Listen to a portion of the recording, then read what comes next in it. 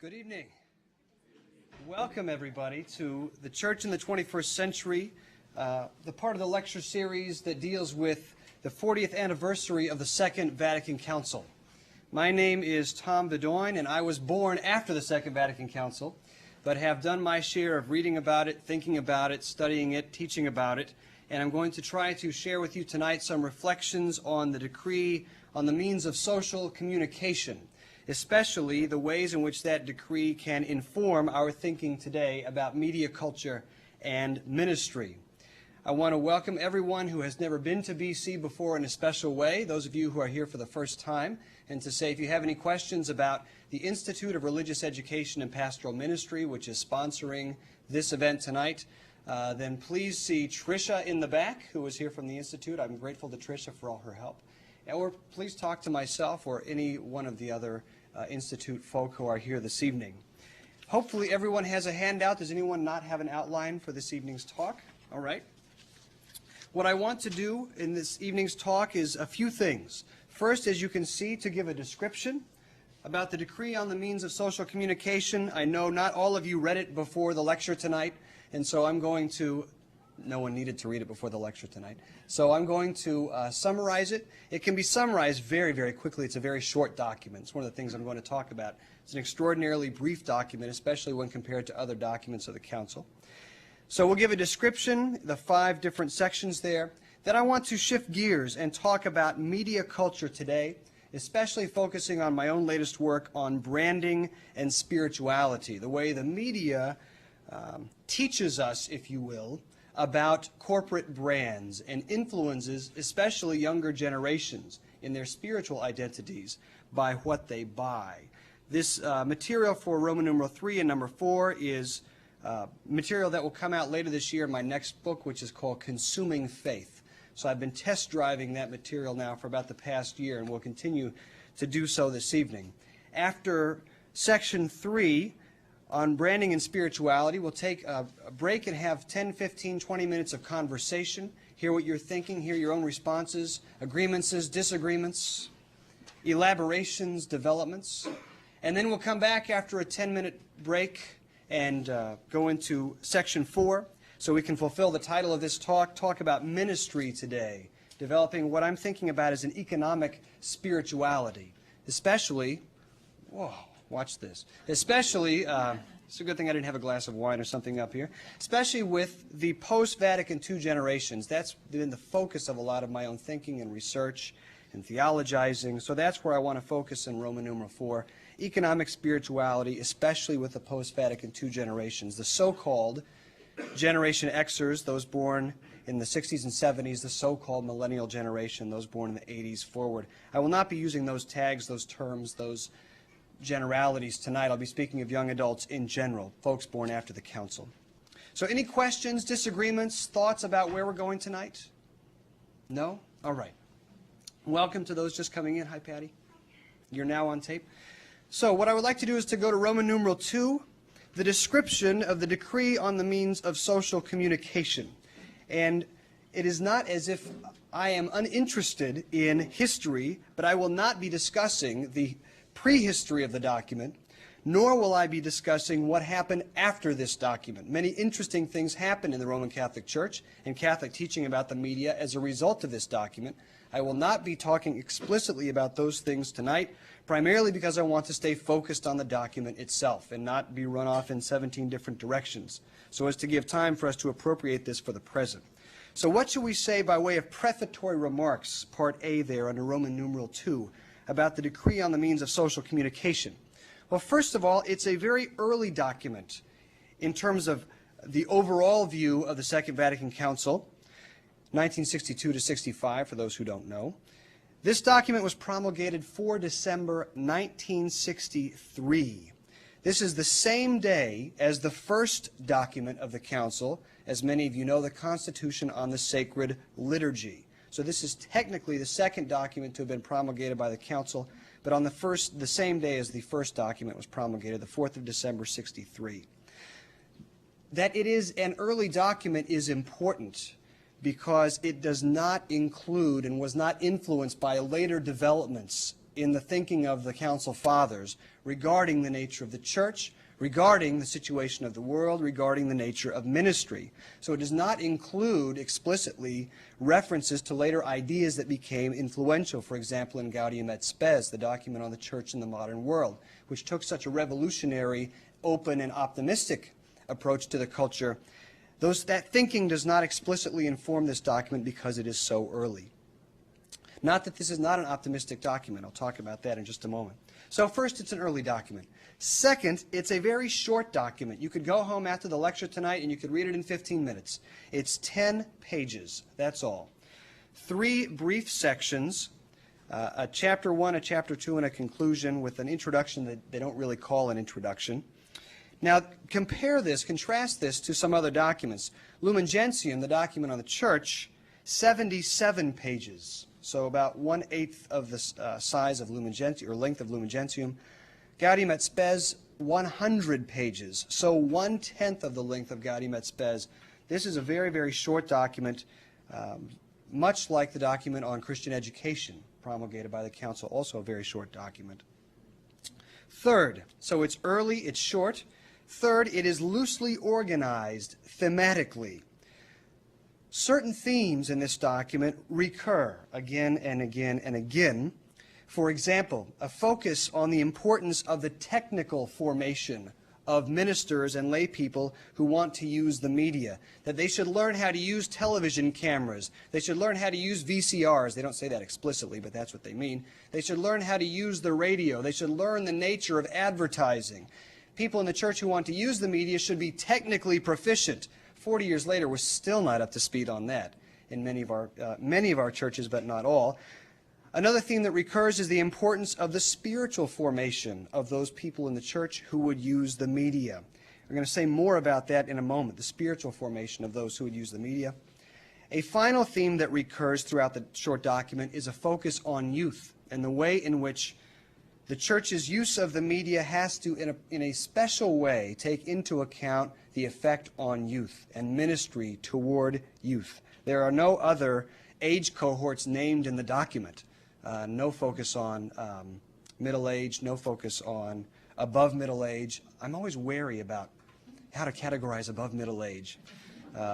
So young, above the young folk above middle age. So there's certain themes, as to say, even though it's loosely organized thematically, there seem to have been in the mind of some of the fathers some ideas that they wanted to come back to again and again and again, even though it's not systematic. Even though it's loosely organized, it does have some distinct sections that we will introduce in a second, chapters 1 and 2, and a conclusion. Final prefatory remark. The document, The Means of Social Communication, was elaborated very significantly, as many of you know, a few years later in 1971. Anyone who's interested in theology of the media, in using the media in ministry, should certainly read the updating of this document that occurred in 1971, and that was a pastoral instruction on the means of social communication. Communio et Progressio, the pastoral instruction on the means of social communication, a fascinating document, and perhaps when we get to the 40th anniversary of that, I'll be back in 8 years to give a lecture on that. But we can't talk about that tonight. We have to talk about the document that set that up, which is the council document. So that's all I have to say by way of prefatory remarks. If we could move to letter B, the introduction of the decree. This would be sections 1 and 2 in the decree itself. The introduction in the decree really situates the media spiritually. It makes some very, very interesting claims, and I would love to know what you think of them. Maybe in the conversation you'll have a response to these claims. It makes what I think are 3 basic claims situating the media spiritually. First, it suggests that the media directly touch the human spirit. The media directly touch the human spirit. In other words, the music that we listen to, the television shows we watch, the movies we watch, directly influence who we are becoming spiritually. That's the significance of that. That's a controversial claim. Not everyone believes that. Not everyone buys into it. And what exactly does that mean? The media directly touch the human spirit. Well, what the council wants to focus on there in that regard is that because that is the case, says the council, the media is of a particular interest to the church, because it is, if you will, messing with your soul. That's my language, not theirs. But to say it directly touches with the human spirit says there's some kind of intervention being made in your depths. Now, what's important to note about this claim is that the document does not elaborate what that means. It does not elaborate how the media touch the human spirit. It does not elaborate why they do so. It's provocative but unfinished. Second aspect of the introduction in sections 1 and 2 is that the media, and many people contest this today, the media have the potential to serve the kingdom of God. The potential to serve the kingdom of God. That potential may not always be actualized, but they can be used for those purposes. So in other words, the council seems to be saying the media are not good or bad in themselves. Everything depends on use.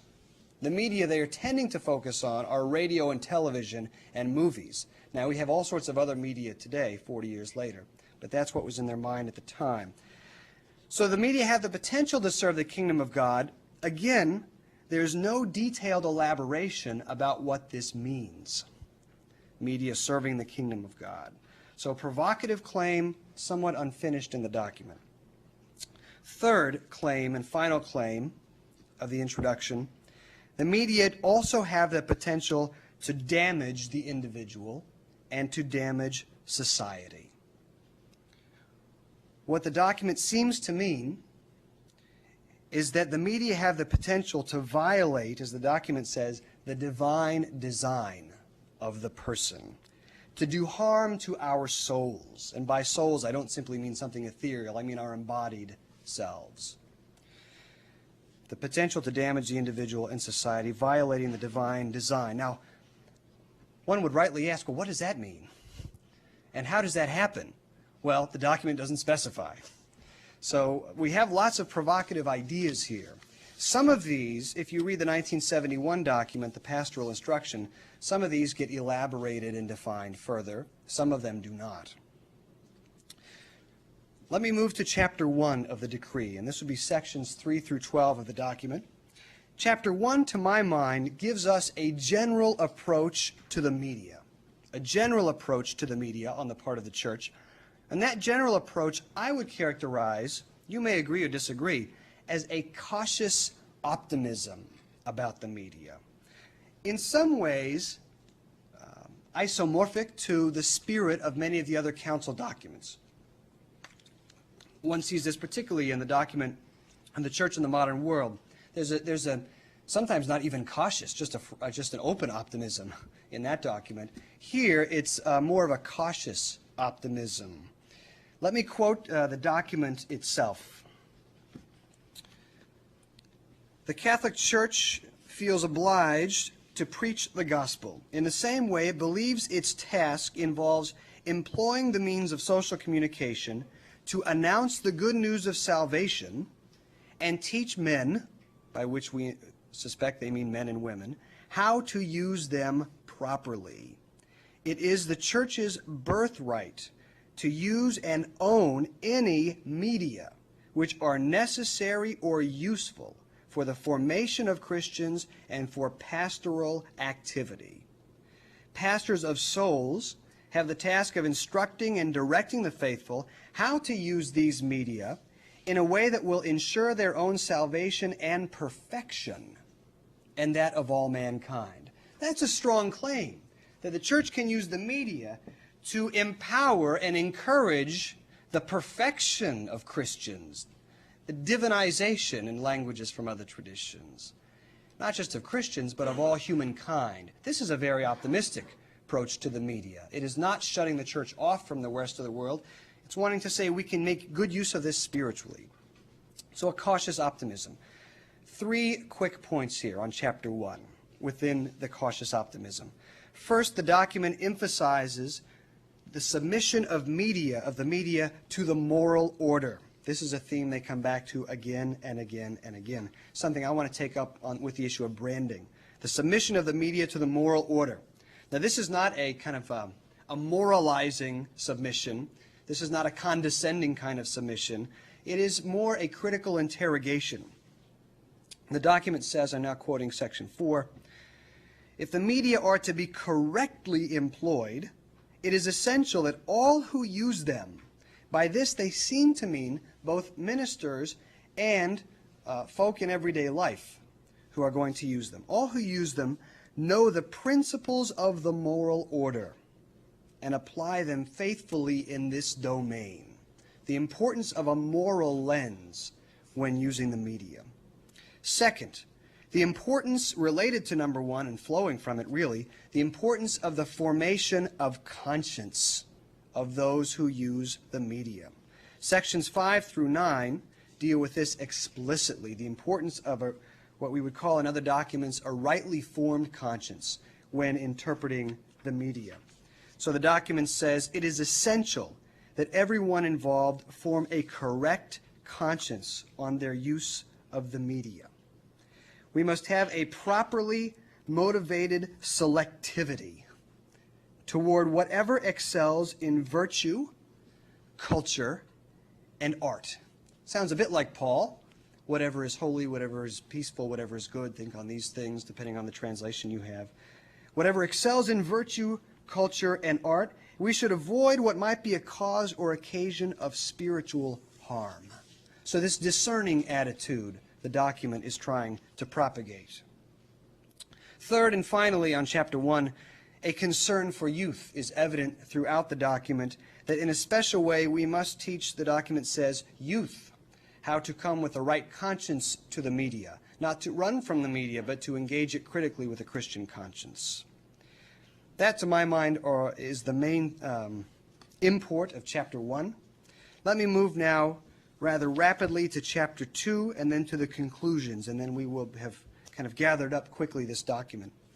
With regard to chapter 2, sections 13 to 22 of the document, chapter 2 deals with the media in the mission of the church. So in the first section, we're taking a general Christian or general Catholic Christian approach to the media. In the second section, we're asking, how can we use the media in the mission of the church? Something that concerns, I suspect, almost everyone who is in this room. First, the document claims we can use the media for our various apostolates as much as possible. So again, this very optimistic approach. As much as possible, use the contemporary media. Second, that we should encourage responsible secular and Catholic media.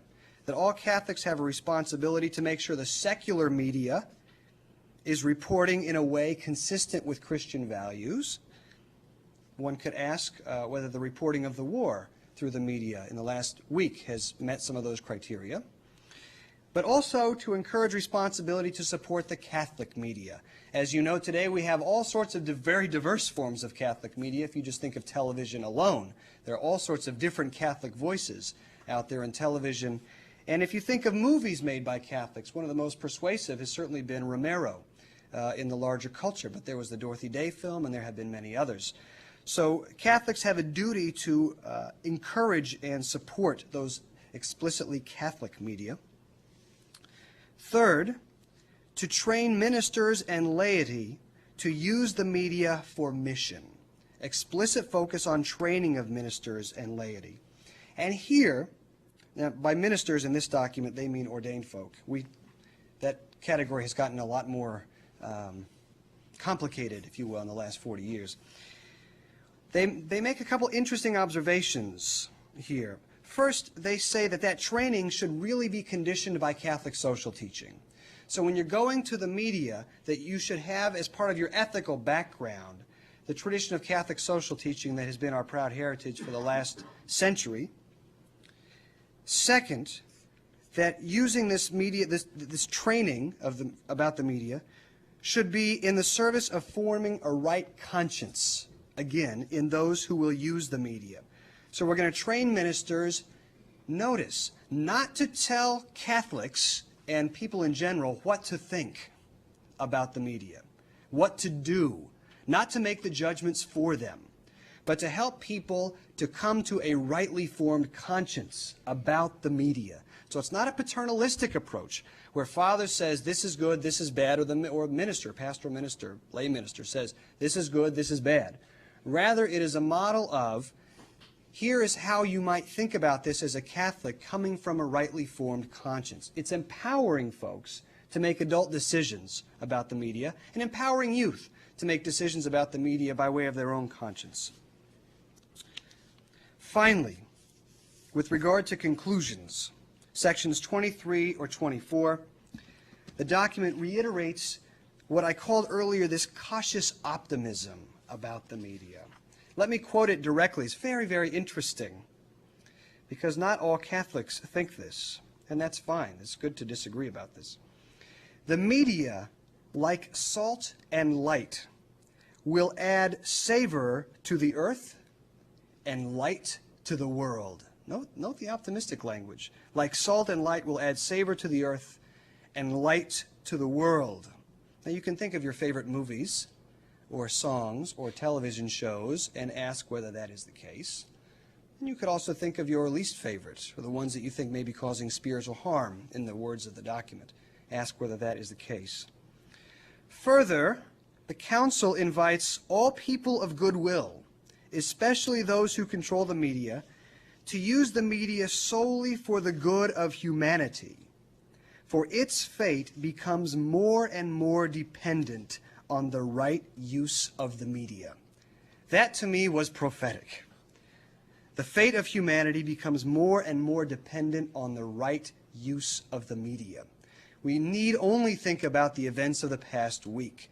The knowledge that we have of the war that is going on, that is being fought and paid for in our name, the information about the fate of the Iraqi humanity and the soldiers serving over there is coming exclusively through the media. That is why I titled this lecture, No One Comes to the Father Except Through the Media, playing on John 14:6, to emphasize the way in which today spiritual life and human formation in general is very influenced by the media. The Council is quite prophetic about that, I think.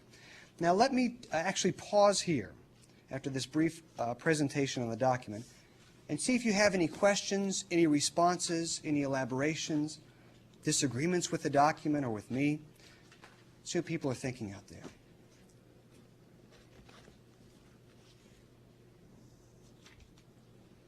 Please, yes, sir.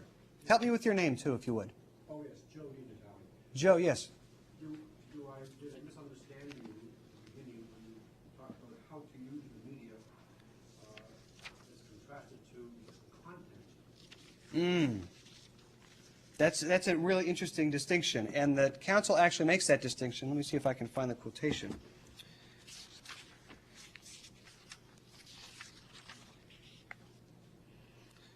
There is a section in which, yes. When we talk about moral interpretations of the media, it's important, they say, and I think this is very well stated on their part, to take into account two dimensions. First, the subject matter or the content of the media. What's the movie about? What's the song about? What's the show about? But also, and secondly, the circumstances in which the content is communicated. The people, they say, I'm quoting the document, the people, the place, the time. They say, I think wisely, the circumstances can modify and even totally alter the morality of a production. So a family watching a particular movie with certain, let's say, sexually explicit or controversial scenes or themes would seem to be different on this criterion from a young person watching it by him or herself, for example. The circumstances would be different. And the moral formation appropriate to family viewing versus individual young person viewing would seem to be different. I'm not saying one's better or worse or whatever at this point. I'm just saying that they would be different. Does that help? Well, in a way, because that, what you're talking about represents a movie, which has a sort of beginning and an end. Mm-hmm. I was thinking of, in those terms, when it is continuous. Let me use the word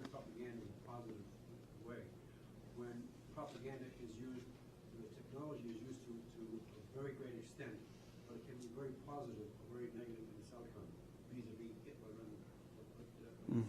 and So you're thinking explicitly of, for example, you mentioned the Hitler example. You're thinking of Riefenstahl films or what, for example? No, just his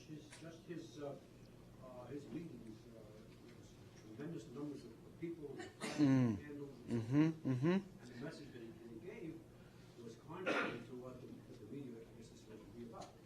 Oh, I see what you're saying. Yeah, that's interesting. According to this document, when it seems when the fathers here are talking about media, they are meaning electronically mediated communication. So something like a rally would not necessarily count fall under the means of social communication in a strict sense for the document. Although, when one looks at those rallies in the 30s, or to use a very different example, when one looks at papal rallies today, you have use of all sorts of video screens and high-tech sound equipment and things like that. So let me follow up on that example, though, and try to use some of this thinking that's in this document. There's an artist, a very popular artist named Alanis Morissette, whom I happen to like. She performed at one of the youth days a couple years ago. Now, to experience Alanis Morissette, this young pop artist, performing next to the Pope in the context of a World Youth Day is a very different circumstance, surrounded by hundreds and thousands of other young Catholics and your not only your peer group, but chaperones and older folk and things like that. That's a very different circumstance than watching a music video or listening to an MP3, which is something you download off the internet, things like that. So the formation would be a bit different, actually, in those. And one, I think the council is trying to say one can't stereotype. Don't stereotype Alanis. This is my application. Don't stereotype Alanis until you look at the circumstance. What was that like on World Youth Day? And then what are her videos like? What are the MP3s like? And things like that. Does that make sense? Yeah, I think that's what they're trying to get at. Yeah. They would have, if they had ever seen Alanis in the 60s when they wrote this, I think they might have been a little bit taken aback. But yeah. I call her by her first name, although it's ridiculous. I don't know her personally. Any other thoughts, responses? Yes, sir. Help me with your name, please. Jim. Jim, yep. I think I heard you saying that what could change the morality of it was the teenagers seeing a movie with sexually explicit themes on their own and seeing with their family, is that the family could engage that teenager in a discussion. That's right. Seeing, so it makes it different. That's right. Reality. That's right. And that's what I was trying to suggest. And here I'm kind of extrapolating from what I think the document's trying to suggest. And my thinking would be that because the circumstances are very different, the parents can introduce questioning that maybe a teenager or a 25-year-old or 30-year-old, by him or herself, may not necessarily come to. And so you have to equip people differently. I think the document is suggesting in terms of moral discernment, if you're in a movie theater by yourself, or if you're watching with your family, there could be such a thing as family discernment when dealing with the media. It would have a different dynamic. Right? And does that help at all? Or? Yeah. Yeah. I'm thinking of the last temptation of Christ. Yeah. Somebody growing up in a classroom with teenagers, I found it helped them appreciate the humanity of Jesus more than anything they ever saw before. But some of the things, their preconceived notions of what they had heard, and sometimes took them time in discussion. Yes. But I found afterwards, and I only showed part of it, an hour of it, and that did more to help them. They said afterwards, and there was some controversy about the wisdom of showing that. Interesting. Well, this document certainly wouldn't settle that debate, but it would say, I think what it might suggest is the importance of setting up carefully some moral lenses with them, but it wouldn't make a prejudgment about.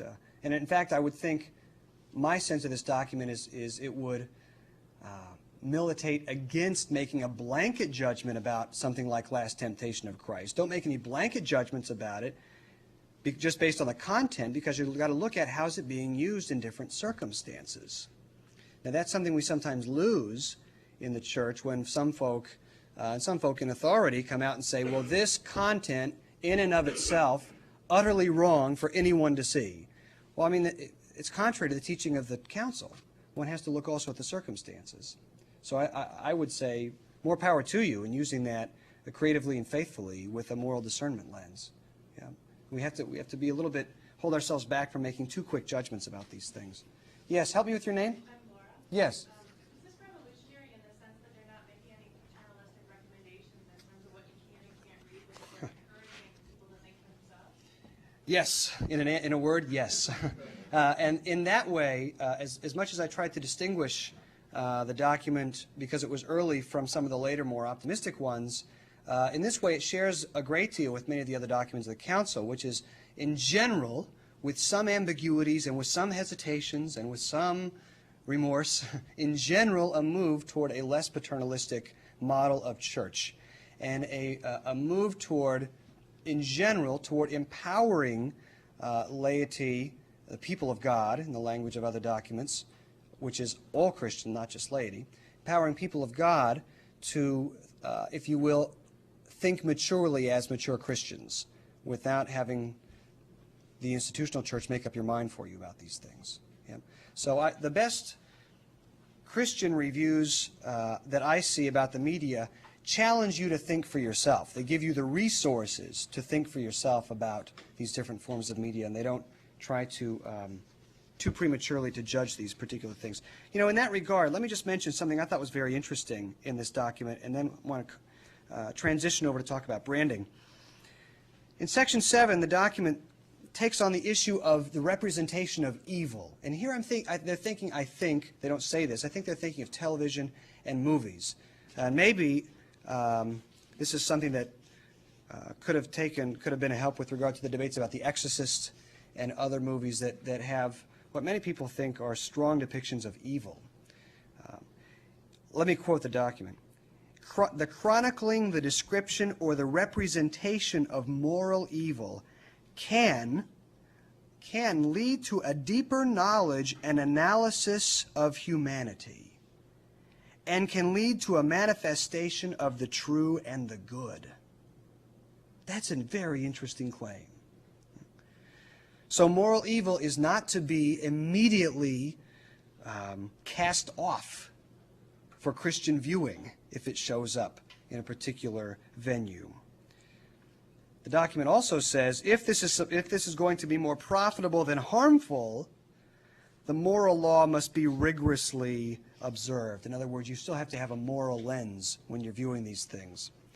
But that's a fairly strong advance over earlier official Catholic understandings of the media, that moral evil could actually show us the way to the good, and so it might be worth seeing that in a movie or a television show. Paul Tillich was onto the same idea in the 60s and 70s, and about the strength of the evil in art trades on an implicit rejection of the good, and so that you can really Christians are permitted to engage evil explicitly in art for the sake of seeing the good that it is rejecting. That's Tillich, Lutheran, not Catholic, but it's all Christian. Yes, sir. Last comment. Help me with your name? Bill. Bill, yes. Is this the only document that was specifically written by youth? Well, I wouldn't even say this was written for youth. Youth were included in this document. Youth show up in other documents. For instance, in the document on the Church in the Modern World, youth are characterized as important to pay. Their concerns very important because they raise important questions the church must take seriously. And in the document on Christian education, there's a particular focus on the formation of adolescents in the faith. So, yes, there are other documents that deal with it. Was that your only question? Yes. It'd be interesting to ask in a Vatican III if there should be a special document on youth itself. Let me transition here now and try to appropriate some of what this document is doing for the question of the media today in our culture. And I want to pay particular attention to Bill's theme about youth and also to the question of a moral lens when engaging the media today from this document. Try to honor this document by focusing on the issue of branding in contemporary media culture. Now, last year, I was teaching undergraduates here, and I did this particular exercise that I subsequently did at some other schools, and I asked my students to imagine their most successful selves. Their most successful selves. When they imagined their most successful selves, I asked, what brands do you see yourself associating with? What brands? Now, the first thing to note about the response of my undergrads is that for none of my students was this a weird question. Like me, they had been raised to correlate success with a relationship to certain brands. I'm 33, they would have been 18 to 22. We're both socialized in this particular economic environment. Passing around a few pieces of paper, I asked my undergraduates to list those brands. They generated about 200 brands for me, including Nike, Abercrombie, J.Crew, Patagonia, Gap, Sprint PCS, Tommy Hilfiger, Victoria's Secret, Timberland, North Face, Clinique, Limited, Kate Spade, Dickies, Guess, Diesel, Polo, Microsoft, Skechers, Old Navy, Birkenstock, Rocawear, Fubu, Lacoste, on and on and on. Maybe you recognize a few of those if you work with young adults or teenagers today. Now, when I talked individually with many of them later, I realized each student could describe quite coherently the image or the lifestyle that was associated with the brand that they liked. Some students prefer Dickies, for example, because these clothes resemble a funky blue-collar attire of a gas station attendant, allowing them to step away from their middle-class suburban look.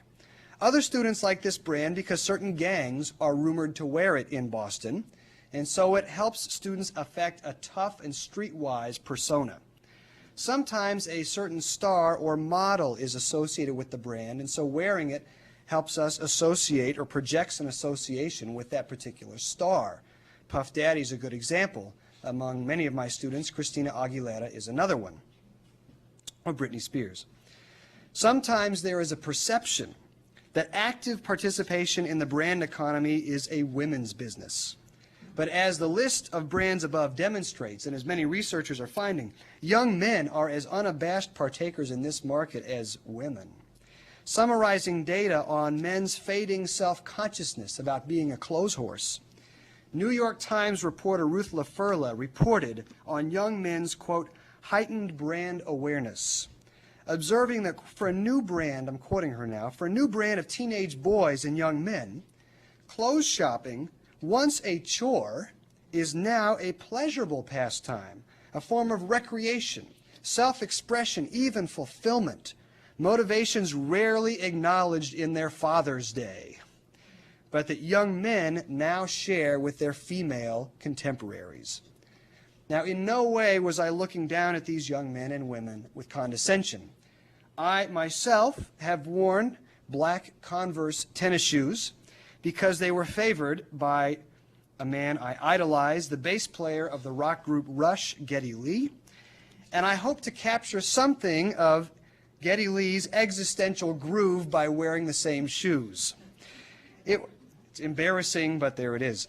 It was as true for me as for my students that brands carried with them domains of meaning.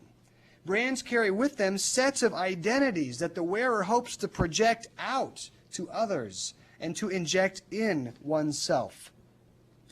I later realized that I could mark major transitions in my spiritual autobiography by what brands I was wearing at different stages in my life. I later used this as an exercise in ministry with teenagers and young adults. Now, in recent years, cultural commentators have begun to pay more attention to the influence of branding in American life. One of the most perceptive critics is a young Jewish journalist from Toronto, Naomi Klein, whose book No Logo examines the way branding has changed everyday life in North America in the last few decades, especially for the post-baby boomer, post-Vatican II generations. Now, what interests me is one of Klein's simplest but most potent arguments. She demonstrates that corporate brands influence young adults' self-identity to a disturbingly deep degree today. Now, this is not all young adults. She's not saying 100% of all young adults fall in this category. She's talking about a major trend. Brands for Klein, this is my language, not hers, strongly mediate young adult self-understanding. In the last several years, corporations have shifted more resources to the development of brand identities than they have into the improvements in the products themselves. By focusing on branding, companies hope through advertising to associate their logos with a lifestyle, with an image, with an attitude, with an identity that will be taken on by young consumers, whose, as you know, whose disposable income stretches into tens of millions of dollars. Disposable income at work is obvious if you walk across the BC campus in the middle of the day. And to a large extent, corporations have been successful. To a remarkable degree, as evidenced in my experiment with my students and my own life, young adults come to know themselves in and through their relationship with brands. Certainly, brands are not the only medium for self-identity today, but they are one influential medium through the media, which is why I attach it to the Vatican II document.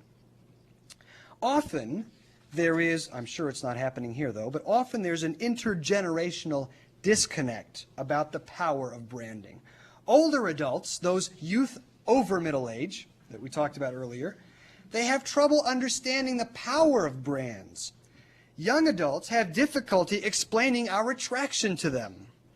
As Klein, herself a child of the 70s and 80s, she's in her mid-30s, as Klein writes, for younger generations, quote, the search for self has always been shaped by marketing hype, whether or not we believe it, whether or not we define ourselves against it.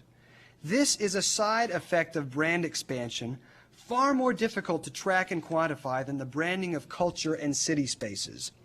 This loss of space happens inside us. It is a colonization not of physical space, but of our mental space. Now, contemporary philosophers and anthropologists, as many of you know, they have emphasized that to some degree, you and I each perform our identity. It's given rise to a whole domain of inquiry called performance studies. We all perform our identity. We're all doing it here this evening. I wear the funky professor outfit. You all wear the outfits that declare your own particular identities. What they mean is that by all manner of speech patterns, gestures, clothing styles, various verbal cues and nonverbal cues, we put together who we are, or what we mean to ourselves. We put it together, we construct it, at least as much as it is given to us naturally. We all have different personae, don't we, that we perform in different settings. And those cues, verbal and nonverbal, clothing, makeup, energy, rhythm, these are all part of the freedom we have to create who we are in different domains of our lives. For those of us who live deeply immersed in America's culture of consumer capitalism, that's just about everybody in this room, we make an identity for ourselves, and identity is made for us, in part by our relationship to our goods. What and how we own. When and why we wear. For those who have some freedom to decide how they will adorn themselves, clothes always do what we might call identity work. Identity work for us in transmitting messages about ourselves to ourselves and to others. But never before, according to Klein, and I think she's right, have young people had to contend with such an intensive culture of corporations who want to sponsor the identity work for young adults.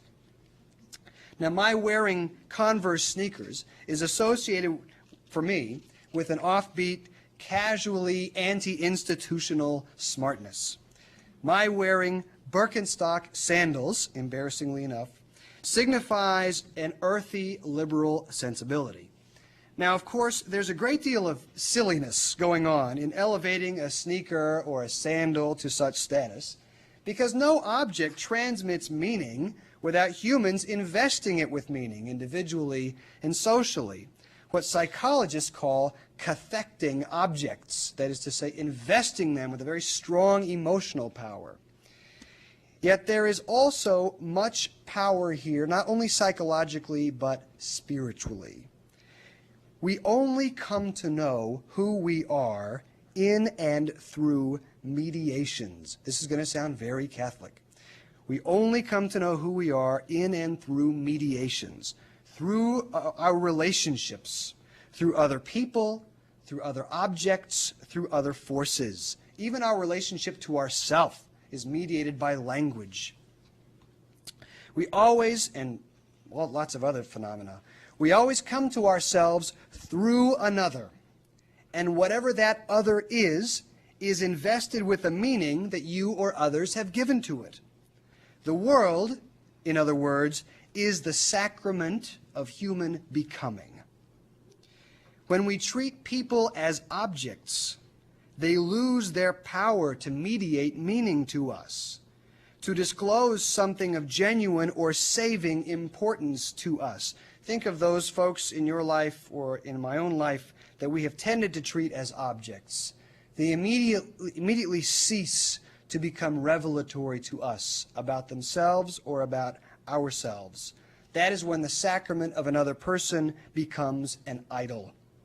When we treat objects as soulful, investing them with more authority than they should have, then the sacrament of the worldly good has also become an idol.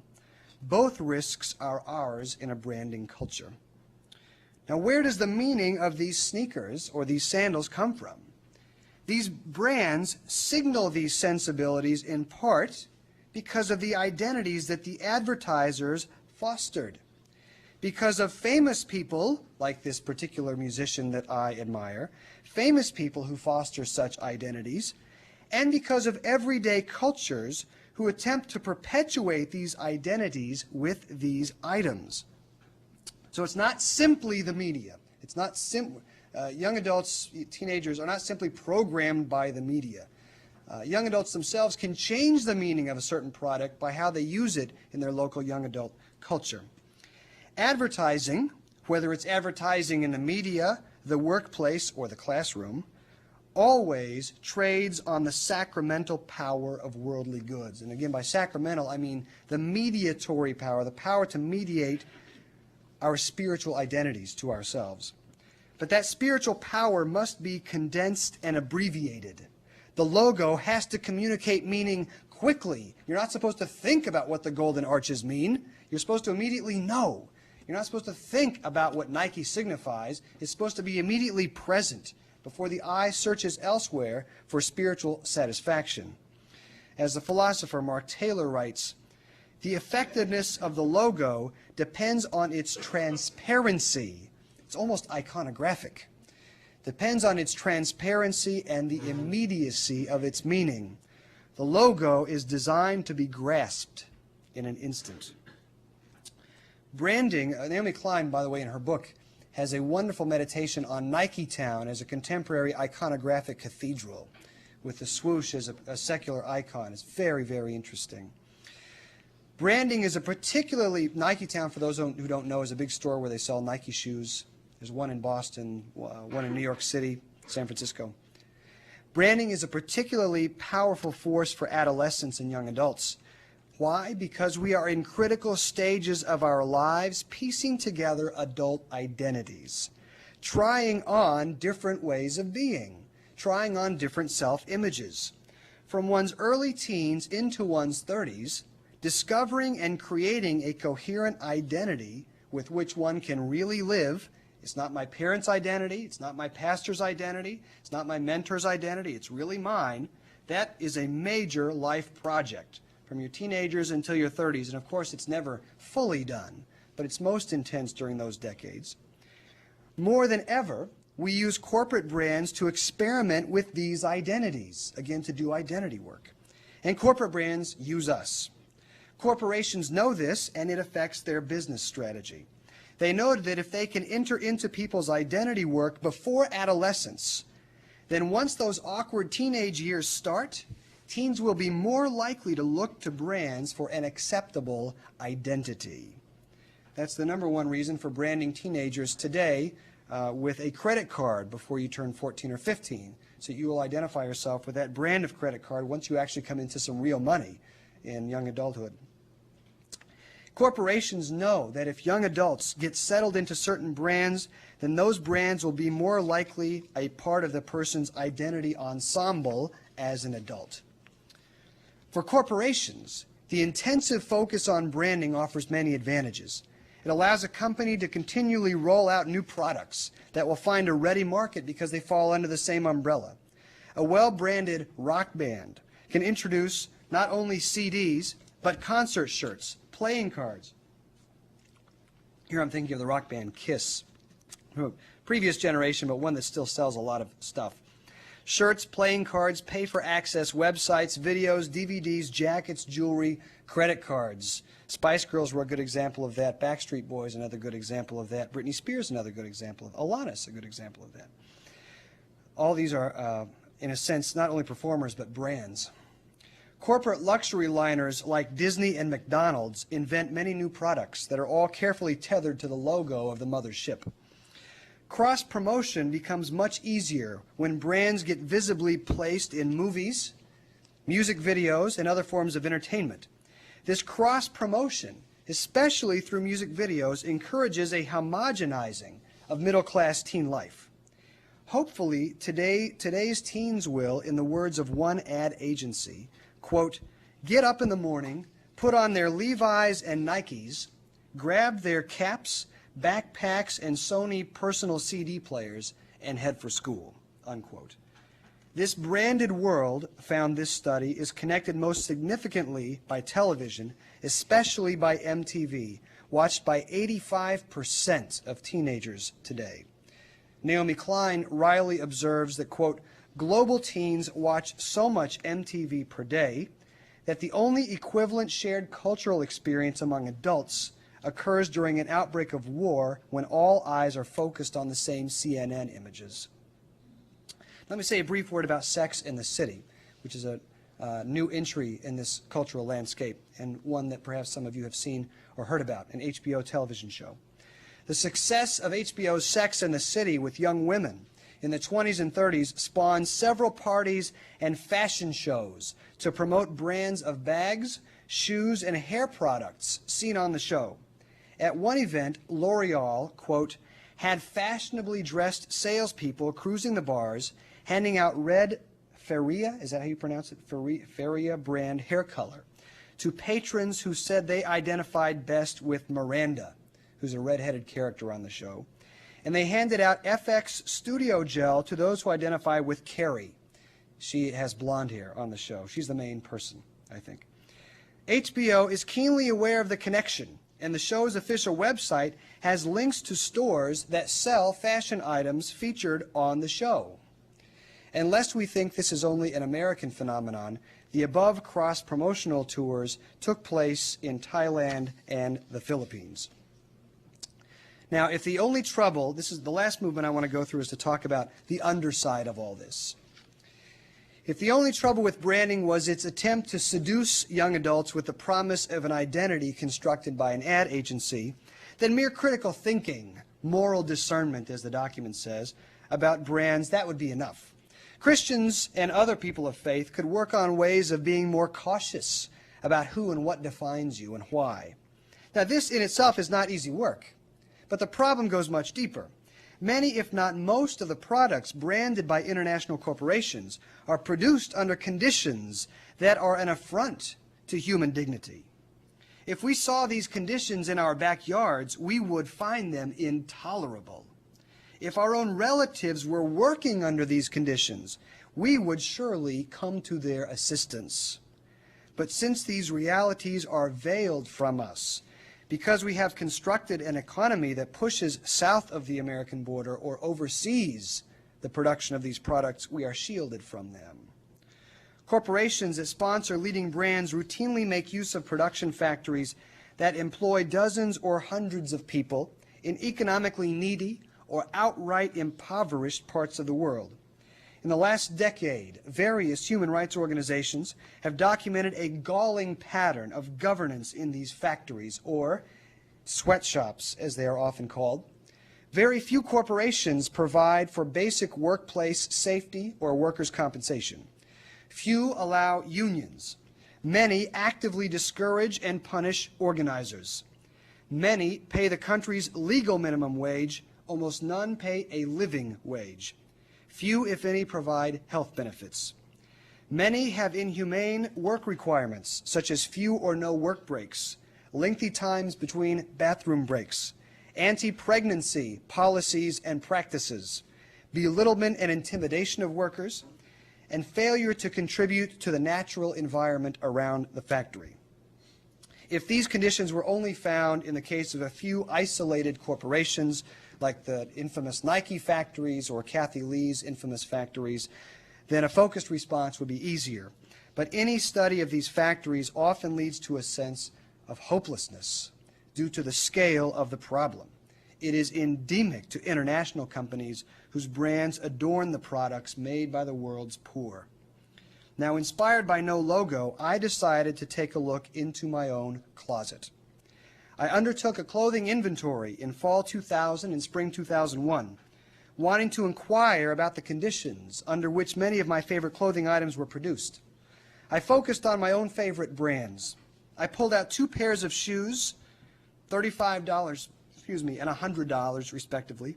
My favorite pair of jeans, $35. That was the Converse, Timberland, Levi's, a belt I had recently purchased from Wilson's Leather, and a sport coat I often wore from Ralph Lauren. It took me 6 months to suss out even minimal information about the conditions, 6 months, about the conditions under which these items were produced. I would begin by going to the website of the corporation, looking for statements about overseas factory policies, and I would track down phone numbers for corporate headquarters. Many companies, I quickly discovered, do not make their policies available to the public. That's the first warning sign for people of faith. For most of the rest who do, their policies are written in such vague and legalistically ambiguous language that it is impossible to know what they are actually committing themselves to. Hard phone time is required. Companies typically rerouted me up to 15 times to various managers, middle managers, supervisors, PR reps, customer sales reps, even a mailroom attendant, and sometimes the chief executive. It was evident to me from the beginning that the runaround was evidence of their defensiveness and embarrassment about their actual practices. At every single corporation, I was repeatedly asked, "Who are you working for?" As if I could only be motivated by allegiance to a communist cause or was mulling for a media expose. In my more pious days, I would have said I was working for Jesus, but I've stopped doing that. I think that's spiritual progress. The interrogation became like the ritual in Monty Python's Holy Grail. What is your name? What is your quest? I would ask where my belt was made, where my shoes were made. Excuse me. Eventually, and after much internal struggle, I began to say, I'm a Christian. And it matters to me what your company's business practices are, because I don't want to be funding offenses to human dignity. But having been out-pious by conservatives and out-justiced by liberals one too many times in my life, I gave such a statement with great hesitation. I'm sure I sounded like I was making it up and I was really working for Karl Marx. 6 months of leaving unreturned messages, getting transferred back and forth between the same people, and being put on hold for interminable amounts of time, often followed by an accidental disconnection. Arguing with people who had little influence and little real knowledge, pursuing made-up false numbers that they would give me, and asking a mailroom guy in Texas that since we were on the line together, could he check if there was any mail for me, twice, being given evaluations of factory conditions by inspectors who were employed by the companies themselves, wading through public relations fog speak, and then consulting watchdog groups who had some data on these companies, finally some clear patterns were emerging. With one exception, Ralph Lauren in Toronto, Canada, the production factory there. None of these companies, bearers of the brands I had come to trust, not one was proud, not one was forthcoming, not one was transparent about its labor practices outside the United States. Almost all of them employed young adults, usually almost entirely young women, in their factories. Factories in Mexico, Philippines, Indonesia, and China. Most companies would not reveal the exact location of their factories. These young women usually worked 50 to 60 hours a week, sometimes more. At most, in all of these factories, they made the minimum wage, which, so far as I could determine for the countries where these factories were located, was never anything near a living wage.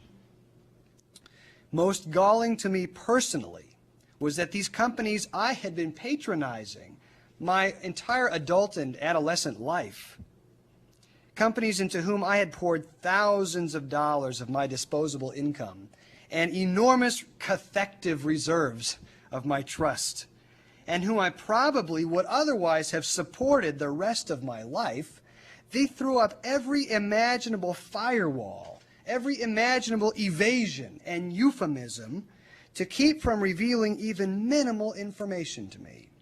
After 6 months, I had only enough data to fill up 1 page of notebook paper, but it was the most damning page I had ever held in my hands. I then began to understand the double function of the logo, or the brand. Not only must the brand instantaneously conjure up an image of identity with which we can identify, the brand must also draw our attention away from how it was produced. The brand both reveals and conceals. It is a blindfolding embrace. Let's pause there. Take a few minutes for responses. Yes. It seems to me, having listened to you the last half hour, that kind of increased the branding versus spirituality. One could see it like that, as a dialectic or a tension between the two. I don't want to say versus for 2 reasons. Because I think our spiritual lives are always formed in relationship to consumer goods. So it's not an either-or. They are already a part of who we are. How we spend money is a key part of our spiritual identity. What we do with our resources is our disposition of our fundamental option, to use theological language. In other words, what we do with our resources affects who we're becoming before God. So our consumer identity is a part of our spiritual identity. That's why I don't say verses. And the second reason I don't say verses is because religions themselves can be understood as brands. In a certain sense, Pope John Paul II is a very good marketer for a particular brand of Catholicism. And so one could do a whole brand analysis of religion as well. So I don't want to separate them radically. Yeah. Other responses? Yes, Donna, hey, welcome. Hey, good to see you. My name is Donna Crowley, and I have a question that's pertaining to the branding. Mm-hmm. Specifically, I know that the American Conference of Catholic Bishops has whatever they're called set up, for, movies and stuff like that. You can log on and find out what. Mm-hmm. Mm-hmm. But I'm wondering about their own diocese newspapers, Mm-hmm. specifically the Pilot and the Providence Diocese newsletter. I also want to name several others. And specifically, what I have in mind is the George Weigel articles, and one particular one recently was the George Weigel article written about the 58 priests, and it was rather scathing. And I know 12 of the 58 priests, and I was reading this and I couldn't believe it. And I'm not going to, Now, are you talking about the priest who signed the letter calling for Cardinal Law's resignation? Right. Yeah. And and I'm just wondering if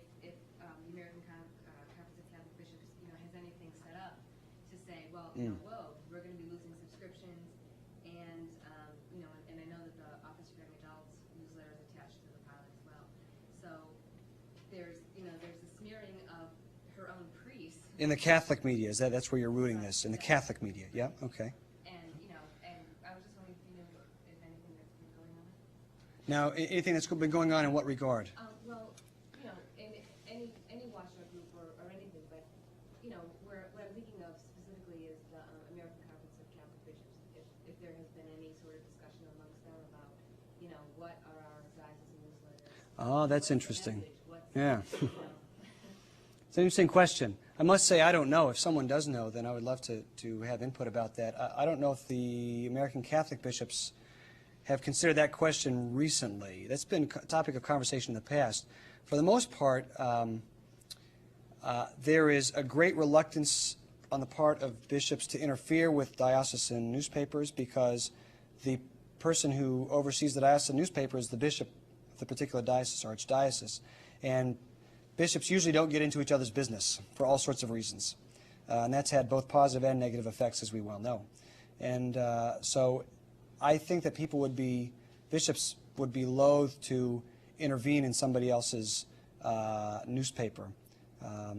Although, it's an interesting question. I mean, one could appeal to this document and say, well, it's not only the secular media that have a particular responsibility to adhere to a certain broad set of moral values, but it's also the Catholic media. What are those? I mean, it's a very controversial question. And how much can one be critical, for example, of those priests and launch personal attacks against them and things like that?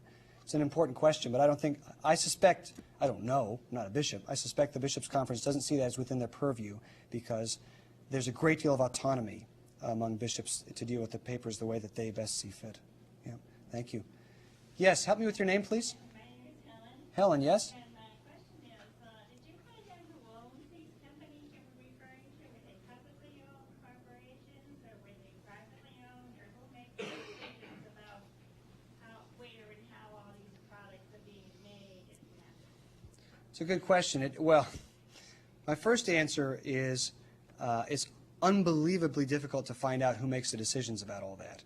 I mean, there's a tremendous amount of buck passing in that and avoidance of responsibility. So who actually, for instance, Converse a couple of years ago moved from Texas over to China. I was trying to find out why that decision was made, who was responsible for that decision, and never actually got down to the person or the department that made that decision. Not that I don't want Chinese workers to be employed, but I was just trying to understand how that decision was made and the grounds on which it was made. Most of these companies that I'm thinking of in this investigation are publicly traded companies and could be affected by consumer input if it were strong enough and organized enough. One or two people doing something doesn't really have an effect, but something more organized certainly does. But one has to go company by company. Most of these companies I'm talking about here are publicly traded. So I don't know if... So the bottom line is really what's deciding on making a lot of these decisions. Yes. On the one hand, their bottom line, that is to say, how can they maximize their profits? On the other hand, it's complicated because they go after the bottom line in part based on what you and I want them to have as the bottom line.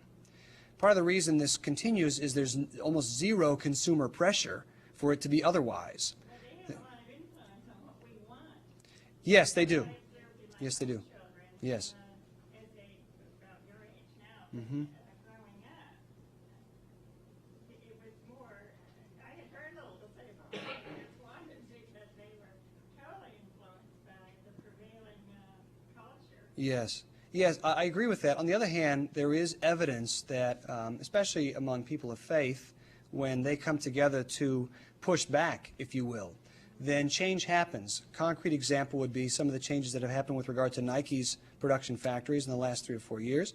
Second example, and that was a result of massive pushes by especially religious organizations vis-a-vis tennis shoe production.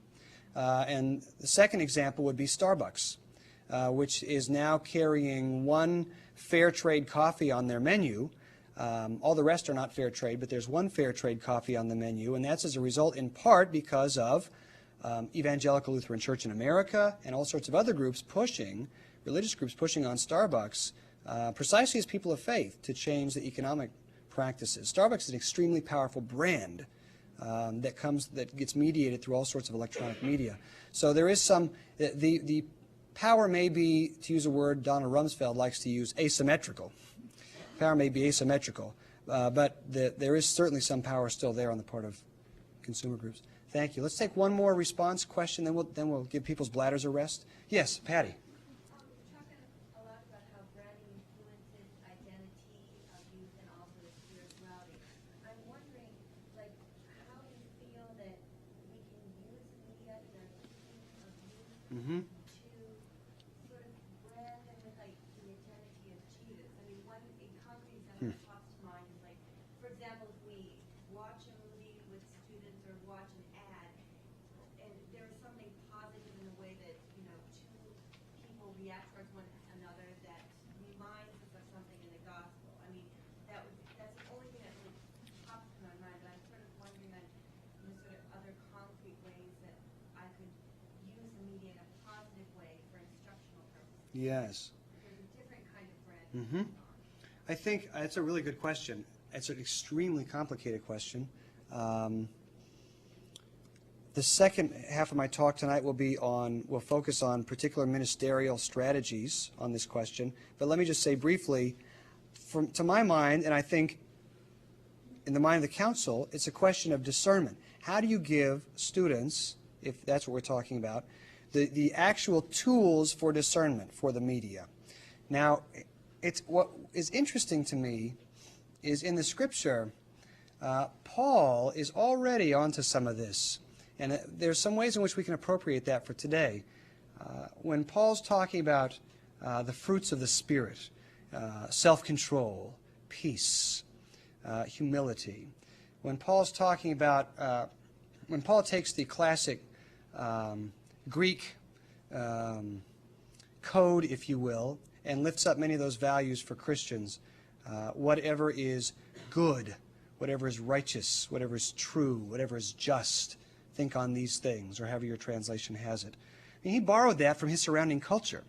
But those became his criteria, if you will, for how you go about discerning what's worth cathecting, what's worth giving yourself to. So I think in terms of pedagogy, it becomes a matter of what criteria or tools do we use. Two things I sometimes use in my classes is to ask people to examine relationships in media. How are relationships being framed and pictured? What's important in the relationship?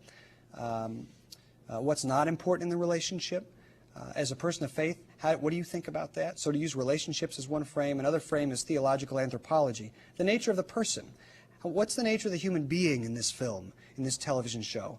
What are the constitutive elements of being human in this? And what do you think of that? How do you think that comports with your own faith stance? So to do a theological anthropological analysis of it. There are many other ways in, but those are a couple ways in. And students can do that very, very well. Yeah, this person is like this person's like this, and they have their own opinions about that. Yep. Excellent conversation. Let's take about a 8 or 9, let's take a full 10-minute break, 8 or 9. Let's take 10 minutes, and we'll come back and we'll talk more about ministry. Thank you.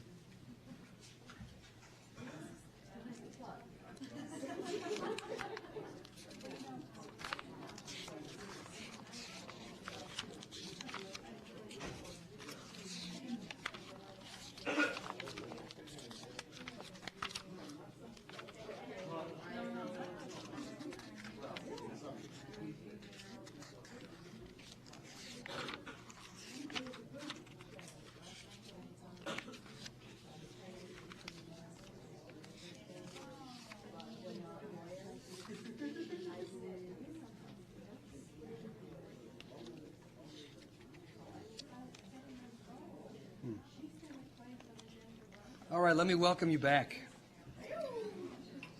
Hope you had a nice break, got some water, stretch your legs.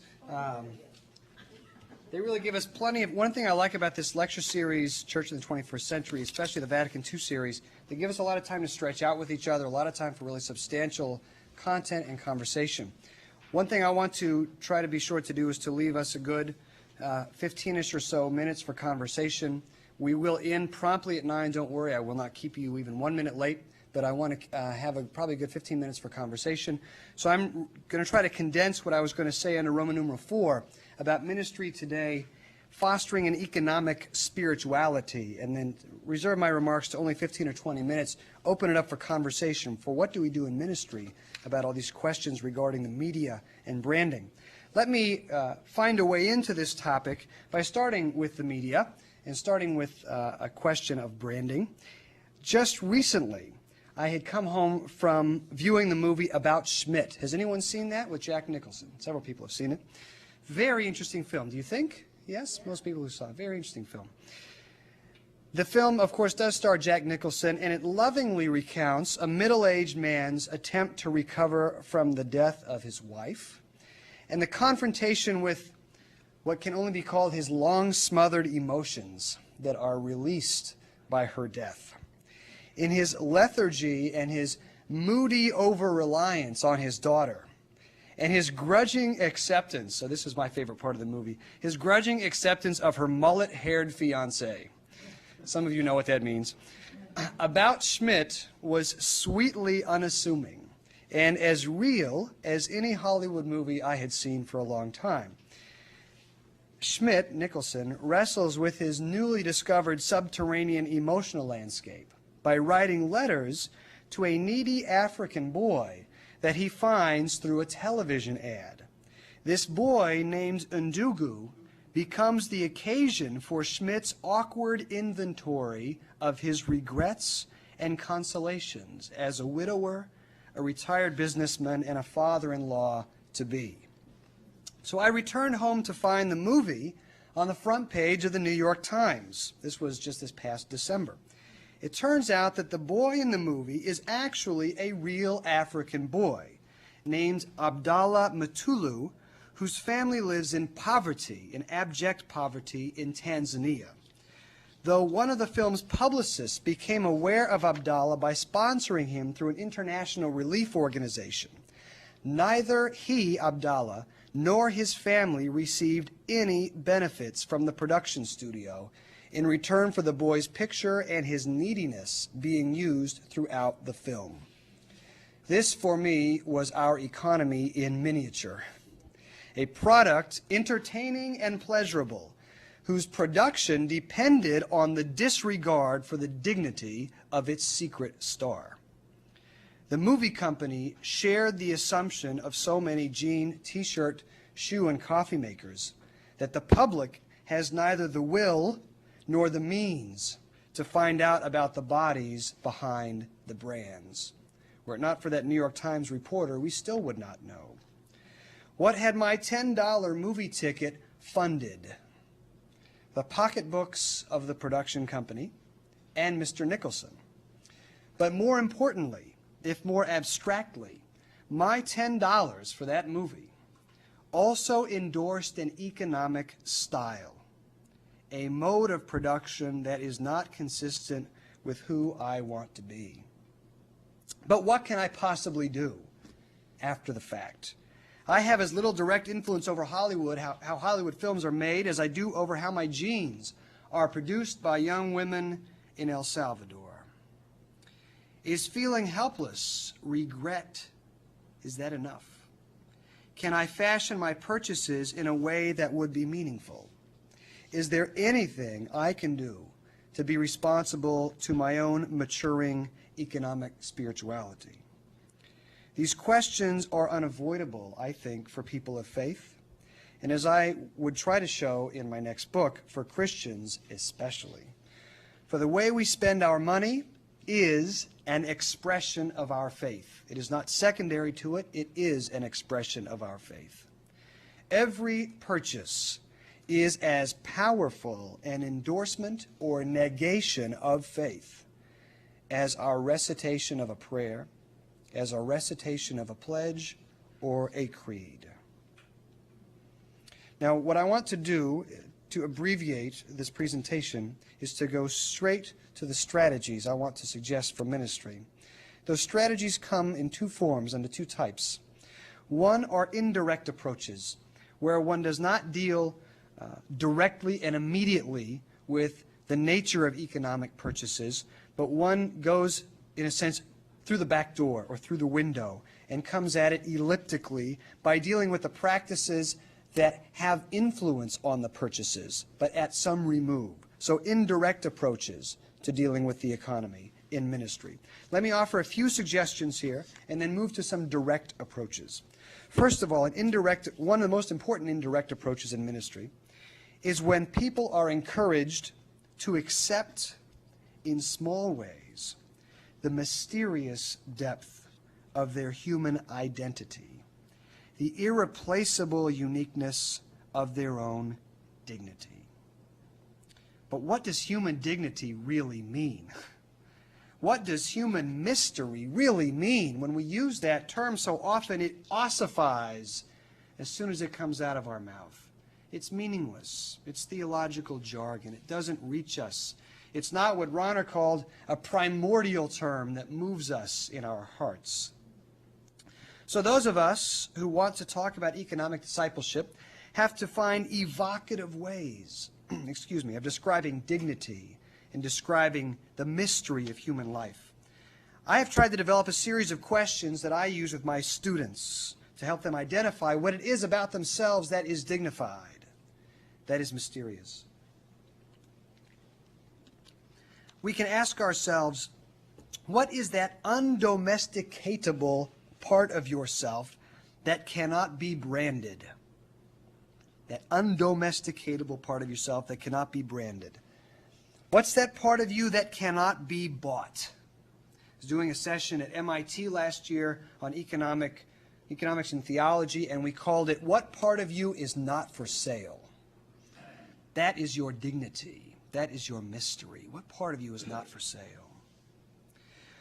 What part of you cannot be dieted off? What part of you cannot be drugged up? What part of you cannot be sweated away? How would you describe that dimension of yourself? And what might it mean to live from that place, to kind of use psychological language, to live from that place in your economic life, that undomesticatable place that nobody else can take from you, where you are most yourself? The subtitle of my book is Integrating Who We Are with What We Buy. That seems to me to be the chief task of an economic spirituality. Knowing that undomesticatable region of yourself, where you are most who you are, and then integrating what you buy with who you are. So that's a first practice, focusing on human dignity, focusing on human mystery. Second, being vigilant about the economic enmeshment of the church's spiritual practices. In other words, when does the church uncritically make use of our economy in an unhealthy way? The economic enmeshment of the church's spiritual practices. We can be suspicious of the idea that God's grace is a set of coins stored in a chest that the church can give out when someone practices piety. Coins that purchase heaven. That's what started the Reformation, right? Yet we still hear some preaching that would indicate that it is the church that controls God's grace. We can question the idea that grace is any one person's private property, something that we own. Most prophetically, we can protest the equating of divine blessing with material wealth. Pake, Prayer of Jabez, one of the most important and best-selling books in the United States in the past several years, suggesting that God wants to bless you with great material wealth so that you can be a better disciple of Jesus.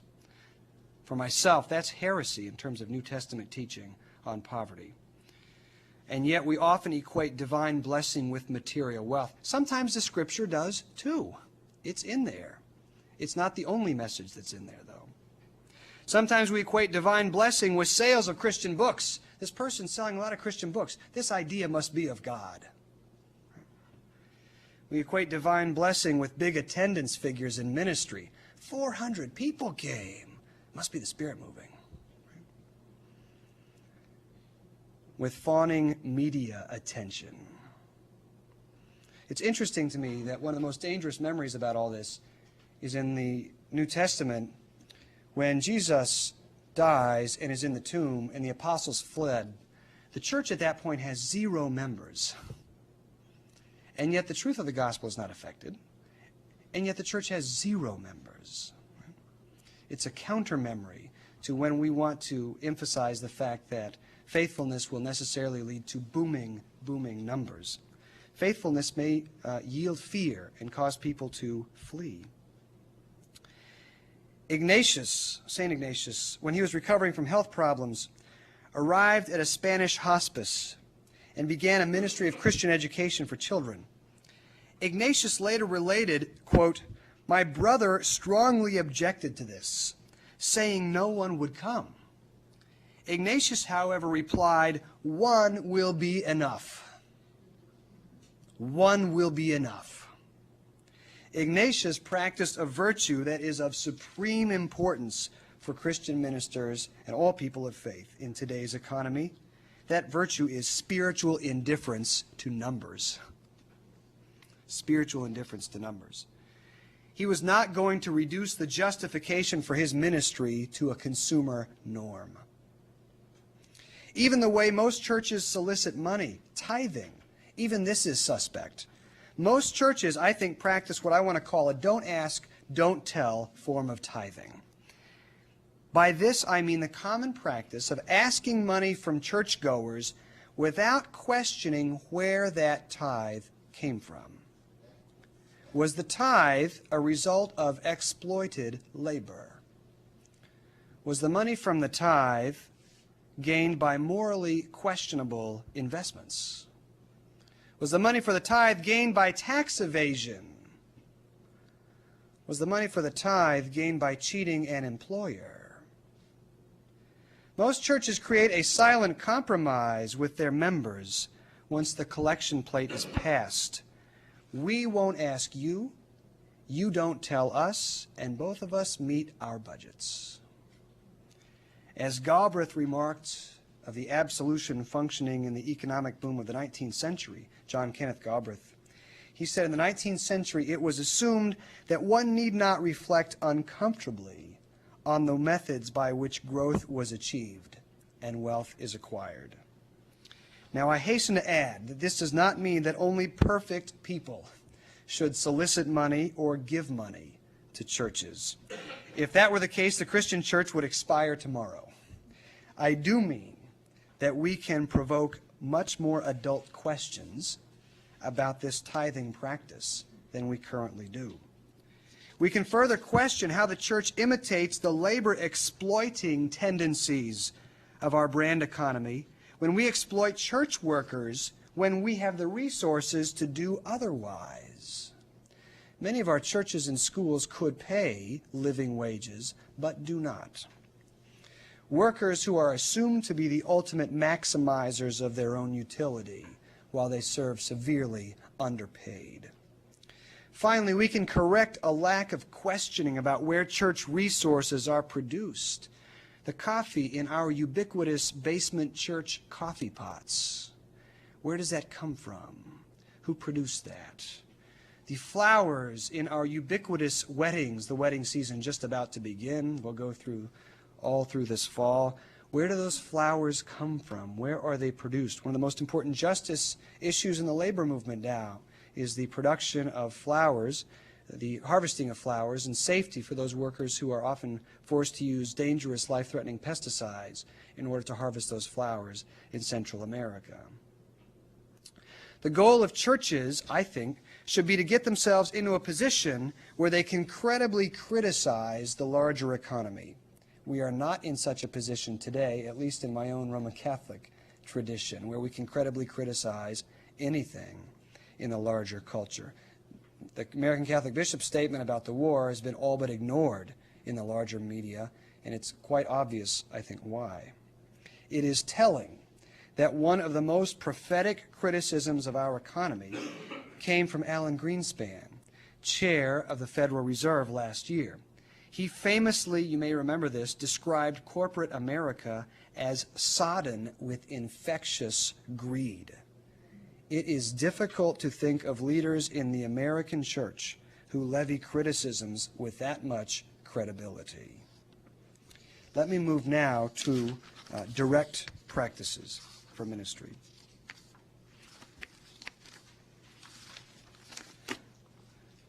First direct practice, encouraging discernment with regard to our economic life.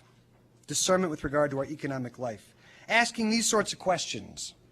How am I using my resources? Who or what am I actually supporting when I purchase certain products? So when you go to the store, not only thinking of, well, this particular shirt is attractive, it's cheap, it will look good on me, it will match this, that, or the other, but to look at the labor behind the shirt, to wonder about the labor behind the shirt. What are you supporting? What am I supporting when we're buying that particular shirt? Because when you buy the shirt, you're not just buying the shirt, you're buying a whole chain of production. You're buying a whole economic style. We can do this better if we encourage young generations to take up what I want to call this fashion inventory. Something like I was trying to do by going into my closet. Investigating where each article of clothing is manufactured. Asking questions about wages. Asking questions about working conditions. Asking questions about unions. You could just give yourself 6 months and work on one item. It may take you that long. Fashion inventories. Second specific direct approach, drawing up what I call declarations of spiritual freedom in consumer society. Declarations of spiritual freedom in consumer society. Use these at many different churches who have made banners for the sanctuary, or use these in youth groups, or use these even in adult and family ministry. What we do is we list 10 commitments that we will pledge to adhere to and do catechesis and education and preaching and liturgy and worship around for a period of time. Let me just list the 10 commitments that I recently used in a Presbyterian church. The first commitment was dignity, focusing on the dignity of all life, the created goodness of animals and nature. The second commitment was stewardship, focusing on the stewardship of all of our resources. The third was solidarity. That is to say, when we are going to purchase a product, to ask how our purchase affects the lives of the poor in the world. And have solidarity, this felt sense of responsibility to the disadvantaged, in the forefront of our minds. Fourth, community, sharing in co-responsibility for religious community. Fifth, what I call toggling. That is to say, moving back and forth between the active and the contemplative life, striving for a balanced life, not necessarily giving oneself entirely to the rhythms of the media. Striving for a balanced life, toggling back and forth. Sixth, play. Because the way we cashed it out was this way.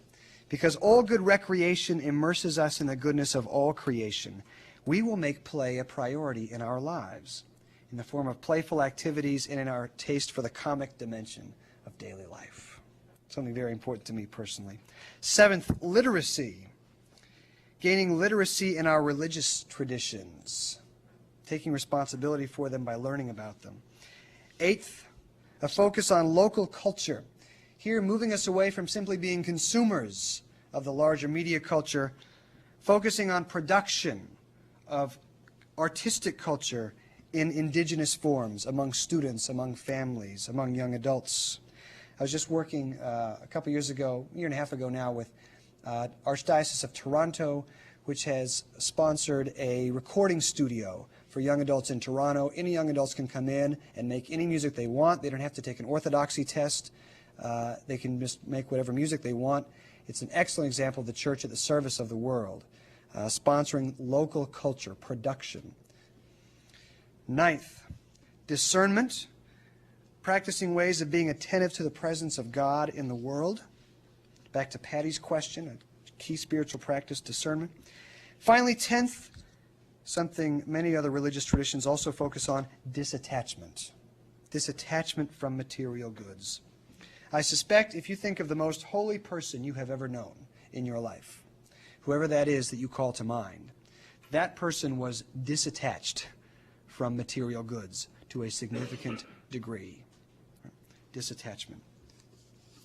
Finally, it appears to me that our economy, I think, shows us two of the most important spiritual tasks of our age. Knowing and being known, first of all. That's in part what branding is all about. Knowing and being known. How will I know other people? How will I make myself known? But knowing and being known without being governed by an inordinate attachment, to use Ignatius' language, without an inordinate attachment to our stuff. Now, we can't do without stuff. Some people would disagree with me, some of the more radical ascetics in our tradition, but I think there's nothing wrong with buying. There's nothing wrong with the existence of brands.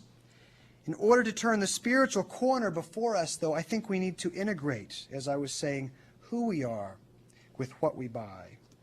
To realize that we each have some freedom to accept God's gifting us with life by becoming someone who stewards more life for women in El Salvador who make my Levi's, more life for the young women in China who make my Converse, stewarding more life for others. In that work, God's gift of life becomes more believable. That's evangelization. God's gift becomes more believable to others. People see it at work. Awareness of God spreads through our use of our resources, through consciousness about those affected by our purchases.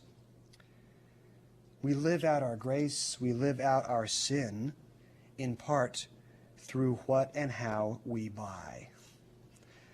My only suggestion tonight, my friends, inspired by the council, is to let the integration of faith and purchases be the mark of a true spiritual seeker, a consuming faith. Thank you.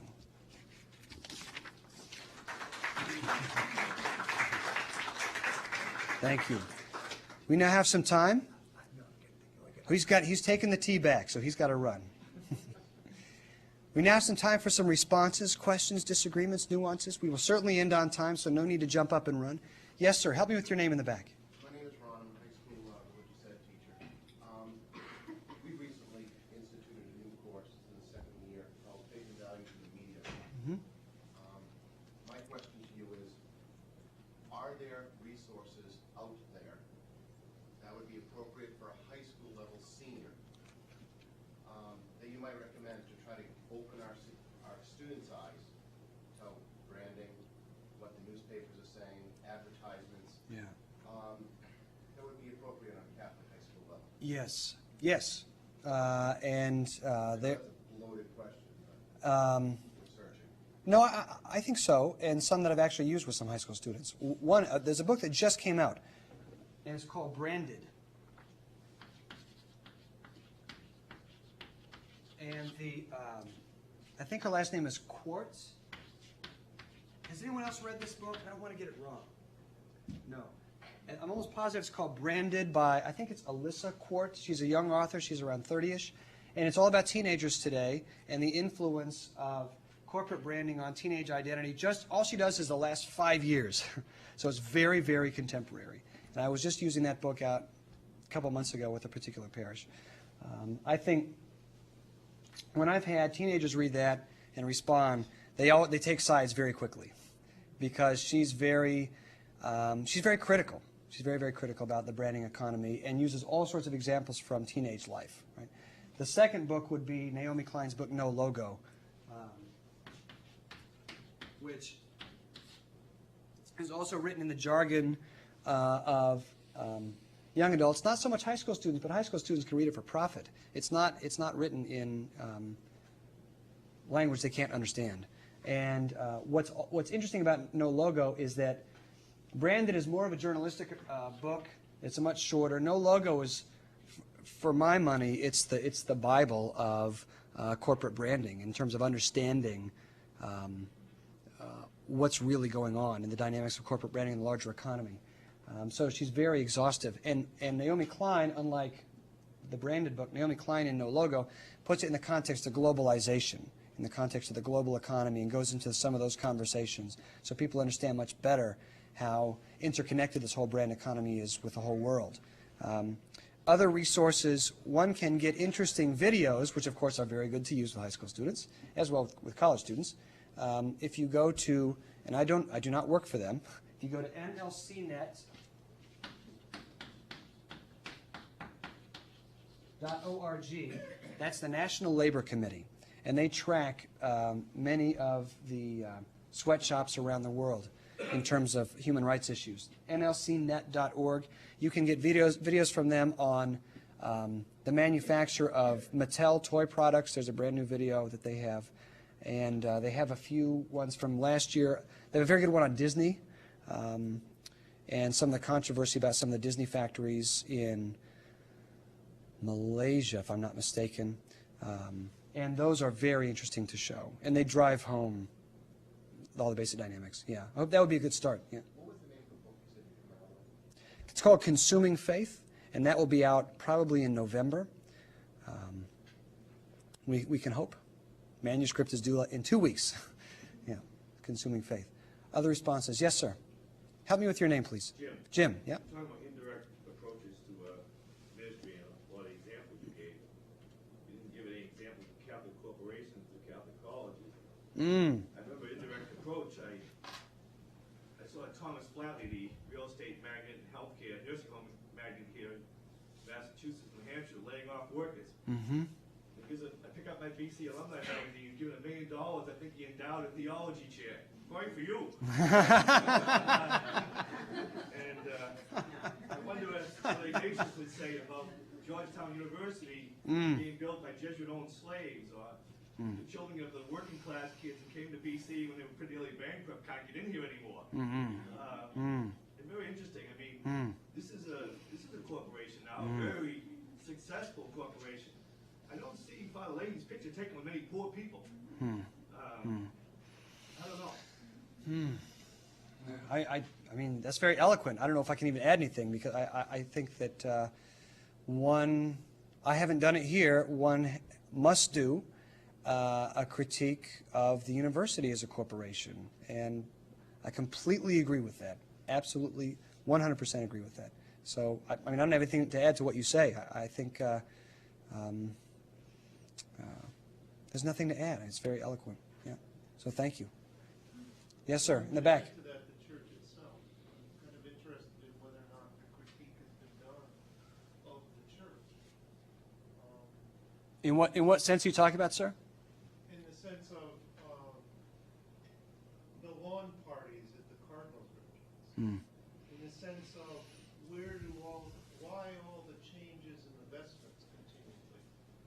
I'm not saying that we shouldn't update the liturgy. I'm saying, what's the cost? Yeah. And I don't mean it to be critical of the liturgy. It's the idea of, why are we doing it? And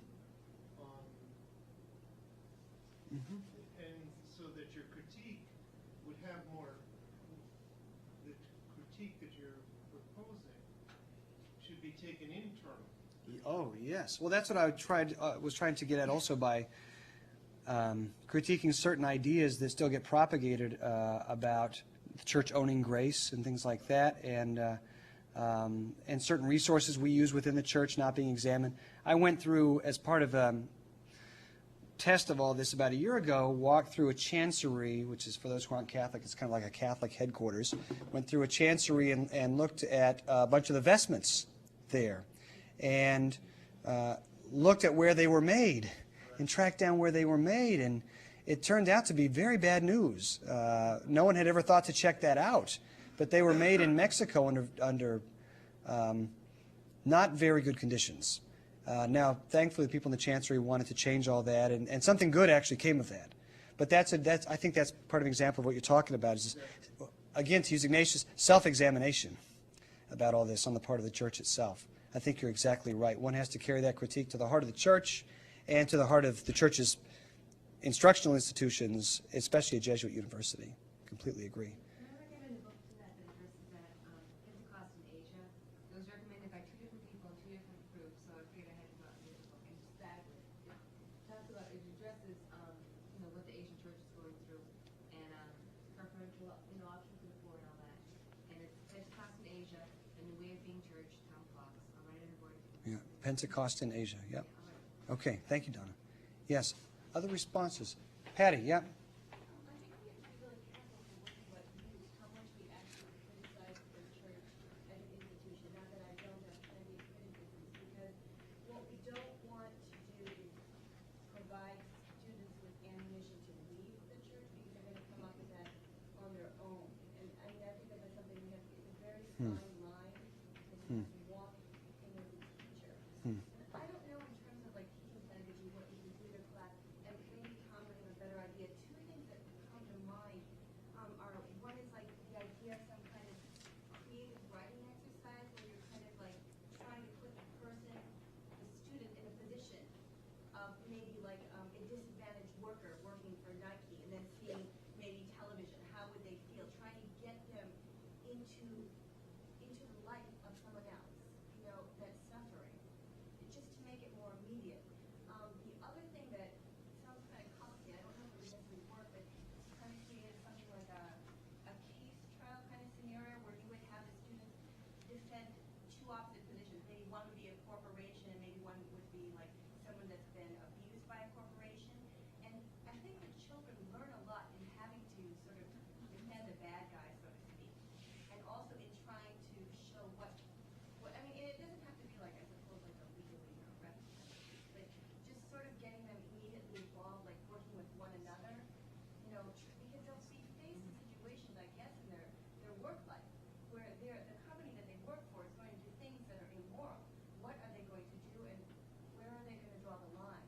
And then, some of them can play actors. I don't know, I guess I'm kind of like sort of into the drama thing, encouraging kids to get sort of physical with their education. Moving around space, working together, to communicate a communal aspect of education. But I don't know if those ideas are practical or if they work, just a possible. I think those are good suggestions. I would only say that I think when working with students, high school or middle school or undergraduates or graduate students, I think each teacher has to deal with their own conscience on this issue about their criticism of the church's use of its own resources. But if the criticism is carried out respectfully and is carried out from a position of faith, I don't hear, I was not hearing them say kind of inordinate beating up on the church, but carried out from a faith-based critique. Carried out from the council documents themselves about these issues. Then one has every right and responsibility to be critical of the institutional church in that way. And I think that can actually model not disdain for the church, but love for it, if it's done in a respectful way and in a way that clearly is animated by faith and not hostility toward the church. Everything hinges on the pedagogy in this case, everything, and the teacher's fidelity to their own conscience. Time for one last comment. Bill. I think Patty's underestimating the strength of the students. In what ways? Go ahead, Bill. Stronger than what we think they are. They're what? They're far stronger than we think they are. Interesting. Yep, thank you. I have to say that just to respect our time, we are at our time. I want to thank everybody for a really, really rich conversation. I'm giving a talk next month. This is an advertisement called, in this series also called, was Catholic Religious Education After Vatican II a Failure? Taking on many books that are asserting that today. I'll be discussing those books and giving my response to that. I'm sure we'll have very animated conversation about that. That's in April. Thanks for a great evening. See you next time.